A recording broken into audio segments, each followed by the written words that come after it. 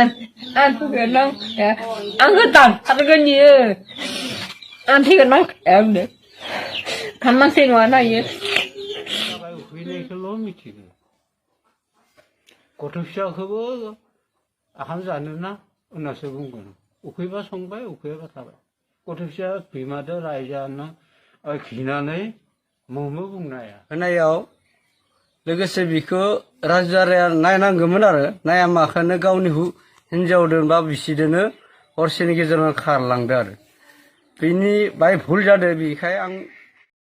खुलुमदों जोंनि बे btrinfostudio YouTube channel नायग्रा साफ्रोमनिसिमबो आंनि गोरबोनिफ्राय बे समाव गाहाम हामलायथि जासिग्रोबाय आं दिनै नोंथांमोननि गेजेराव मोनसे बाथ्राखौसो शेयार खालामनो होननानै फैदों मोनसे जाथाया जादों बे जाहैबाय मा तामुलपुराव जानायनि मोनसे घटनाखौ आं दिनै नोंथांमोननि गेजेराव शेयार खालामनो नागिरदों थामनेलाव नायनानै माखासेया मिन्थिखाबाय बे जाहैबाय मा जेनेखि तामुलपुर डिस्ट्रिक्टनि सिङाव थानाय बे जाथाया जाहैबाय मा तामुलपुरनि दलकुसि गरजियापारा गामियाव जानाय मोनसे जाथाय बे जाथाया जाहैबाय मा बिहामजोआ बिहावखौ हासिबजों बुदों ओमफ्राय आरो लोगोसे मा ओंखाम जाफुनाय समावनो दै गुदुंजों बिनि मोखाङाव लुनानै होदों बे जाथायखौ खोनानै आं बिराद दुखु मोनदों आरो आं बे रादाबखौ मोनदों आं बड'सानिफ्राय मोनदों आं नोंथांमोननो एसे होदों बे जाहैबाय बड'सायाव खेबनाय बड'सा निउसाव खेबनाय बेयो बाथ्राखौ मोननानै आङो बिराद दुखु मोनदों आरोना जेनेखि बे आयंनि मोखाङाथ' नायजाला अबस्था राजाखाला दै गुदुंजों लुबाय नालाय बे गासिबो मोखाङाव अग्लाजोब्बाय मेगनाबो थाइनैबो नुला होनदों खारन दै गुदुं होबाय नालाय बे बिराद गिदिर अयनाय खामानि जादों आरो बे दिनै सासे बिहामजोआ बिहावखौ बेफोरबायदि खालामनाय बिखुनजोफोरखौ बेफोरबायदि खालामनाय बे जाथाया दिनैनिल' बाथ्रा नङा आरो बे जाथाया गोदान बाथ्रा नङा आरोना आं आसरित सानो मालाबा मालाबा जोंनि समाजाव बर' समाजाव बेफोरबायदि जाथाया खना खनला गोबां जाखुमानानै थायो माने बेफोरबायदि खालामग्रा जायफोरनाखि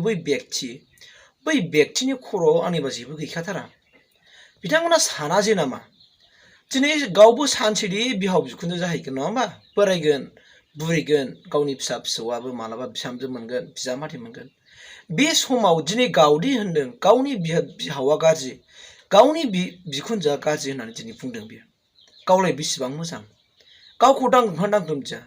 गावखौ दांग्रोमावसिया बोरै गुबुनखौ मानसिफ्रा बेफोरबायदि बुंनो हायो एसे बिराद गिदिर घटना जादों आरो बे हिनजावा बिराद गिदिर फाब नांखागोन बे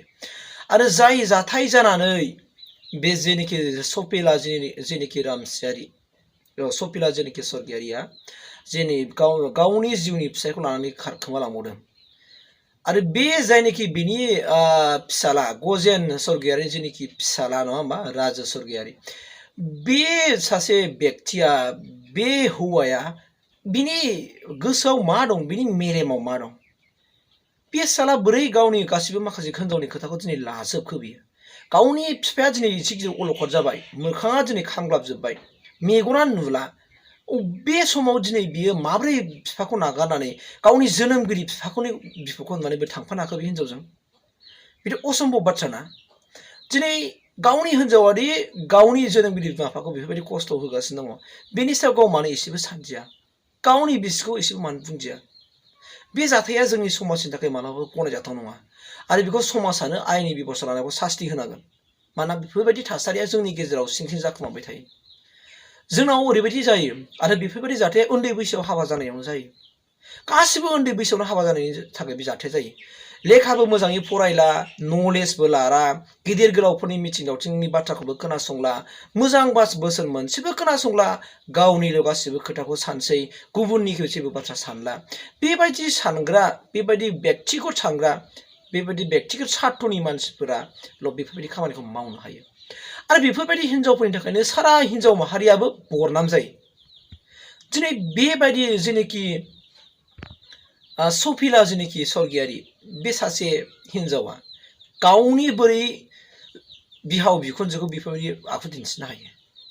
दिनै जोंनि गोबां माखासे गामि ओनसोलाव बेबायदि थासारिया जानांगौ जाबाय थायो दिनैहाय बिहावखौ मालाबा बुनाय बिखुनजोखौ मालाबा बुनाय बे थासारिया गोदान नङा बेनिखायनो आं बिराद दुखु मोनदों आं दुखु नांदों ओंखायनो आं जे बे बाथ्राखौ नोंथांमोननि गेजेराव लानानै फैदों आं शेयार खालामदों बेफोर थासारिखौ जोंनि समाजाव जायगा होनो नाङा आरो बे जाथायनि सायाव व्यक्ति गामियानो स्ट्रं मोनसे डिसिसन लानांगौ आरो एक्सन लाखानांगोन नङाबा जोंनि समाजा गुबुंले जाबाय थागोन आरो बेफोरबायदि जाथायखौ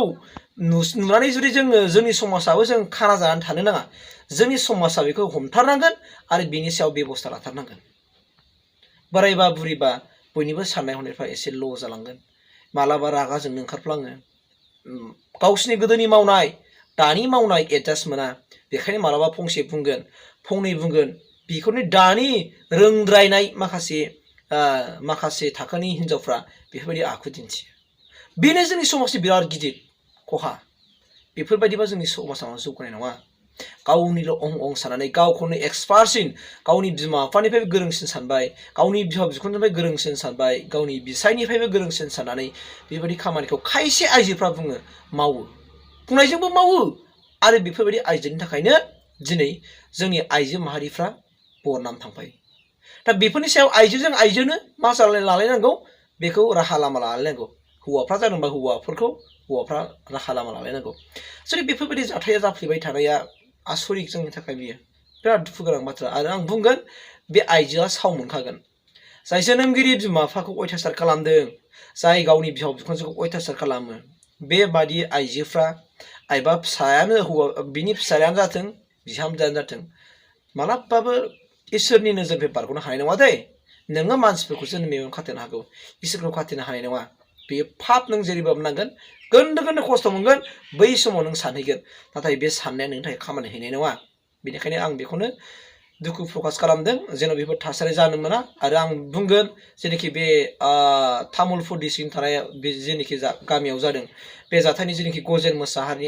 गजेन सरगियारिनि जेनोखि न'खराव जादों बे गामिनि रायजो राजाफ्रा बेनि सायाव स्ट्रिक्ट मोनसे डिसिसन लानांगौ एक्सन लानांगौ नङाबा आरो बे मालाबाबो इयुनाव बेखौ जोङो फोसाबनो हानायनि जेबो सुबिदा फैनाय नङा बिराद दुखु गोनां जाथायखौ आं दिनै नुनाय लोगो लोगो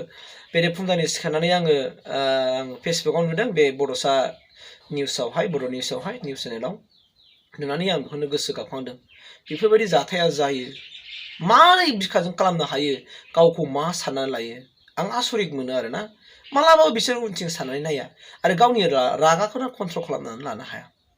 आसरित बेफोरबायदि जाथाया ओंखायनो आं बुंबाय बे